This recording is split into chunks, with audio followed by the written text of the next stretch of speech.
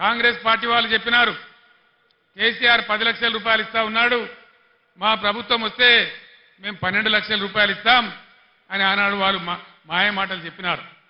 1,30,000 మంది దళితులకు బీఆర్ఎస్ గవర్నమెంట్లోనే దళిత బంధు శాంక్షన్ చేసినాం, ప్రొసీడింగ్స్ ఇచ్చినాం, డబ్బులు జిల్లా కలెక్టర్లకు పంపించినాం.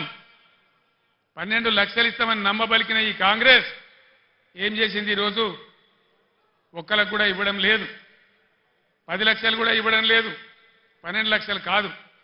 కలెక్టర్లకు వచ్చినటువంటి డబ్బులు అకౌంట్లన్నీ ఫ్రీజ్ చేసి ప్రభుత్వం వాళ్ళ డబ్బులు వాపసు తీసుకున్నది. నేను ఒక్కటే మాట మీకు మనవి చేస్తా ఉన్నా, దయచేసి దళిత సమాజంలో ఉండే మేధావులు, దళిత యువత మీరు తీవ్రంగా ఆలోచన చేయాలి. మౌనంగా ఉంటే మన సమస్యలు పరిష్కారం కావు, పోరాటం చేయకుండా ఇది రాదు. నేను ప్రభుత్వానికి కూడా హెచ్చరిక చేస్తా ఉన్నా, 1,30,000 మంది దళిత బిడ్డలను నేనే స్వయంగా తోడుకొని వచ్చి సెక్రటేరియట్ పక్కన అంబేద్కర్ కాడ దీక్ష బట్టి మీ మెడలు వంచి అవన్నీ కూడా వాళ్ళకి ఇప్పిస్తామని మనవి చేస్తా ఉన్నా.